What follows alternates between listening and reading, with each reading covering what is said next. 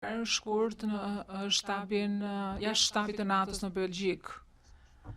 Për këtë takim keni fjalë kur flisni për objektivat? Përgjigje. Kam përshtypjen që i referohem kohës kur ka ardhur në fushën ajrore. Pyetje, a ka ndonjë informacion a ka ndonjë tjetër burim informacioni që pranon publikisht ju jeni takuar me Hashim Thacin, dëshmitar? Përgjigje.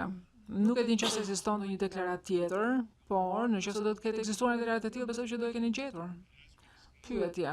Sikur se e diskutuam më herët, kjo ju bën juve që të vazhdoni të thoni që NATO-ja nuk ka pasur komunikim të vazhdueshëm me UÇK-n. Dhe unë ju them që ky komenti juaj ka kuptim vetëm në qoftë se takimi midis jush dhe Hashim Thacin nuk ka qenë në lidhje me objektivat. Përgjigje. Nuk e kuptoj çfarë pyetje keni për mua. Pyetje, a pajtojnë me këtë propozim timin apo jo? Përgjigje. Ka dy çështje fakti që ndoshta janë kontradiktore, kundërshtuese të njëra tjetrës. Atëherë, titulli i raportit ishte një fushatë e çorganizuar. Dhe kjo ishte përvoja ime e parë. Pra që shikoja një operacion të aleancës dhe ndoshta operacioni mund të ndukej i çorientuar, kam fjalën për raportit e Randit. Dhe çështja e dytë ishte që kombet e NATO thonin ose Klaus Norman thoshte që nuk donte që të kishte marrëdhënie me UÇK-n. Çdo gjë ishte dinamike, gjërat ndryshonin. Çfarë dua të them me këtë? Për ta ilustruar, më lejoni të them si më poshtë.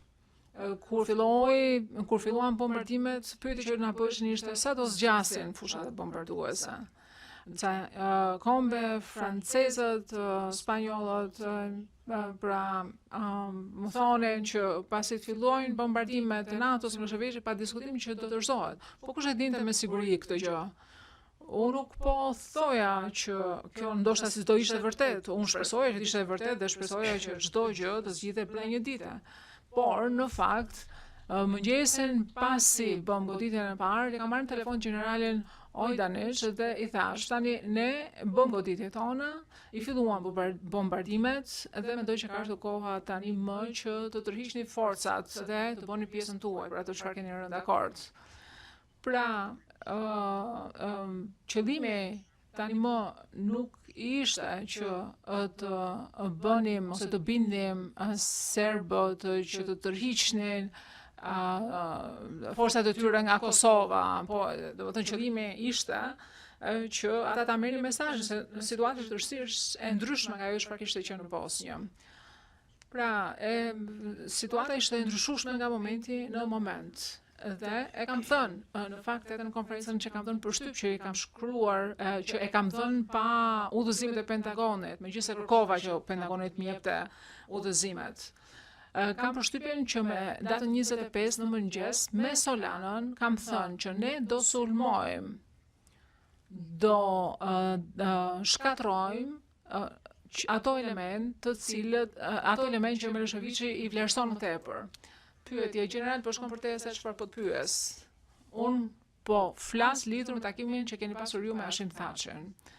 Për këtë do i kërkoj sekretarit që të paraqisë në ekran për 524-ën. E kuptoj që nuk ju kujtohen të gjitha. Përgjigje, duhet ta kuptosh që situata ishte një situatë që drejtohej nga planifikimi politik, nuk është se ishte një planifikim i mirë ushtarak. Po të kishte qenë një plan ushtarak i mirëfill, do e kishim ndjekur këtë plan nga fillimi deri në fund. Por ajo çfarë bëm neve është që ne kemi luftuar në të gjitha frontet, në të gjitha linjat e mundshme në mënyrë të tillë që të rrisnin presionin të rrisnin mbi Miloševićin. Të shohim dokumentin që është në ekran. E kuptoj që mbase ju nuk e kuptoni, nuk e kujtoj plotësisht se kur keni pasur diskutim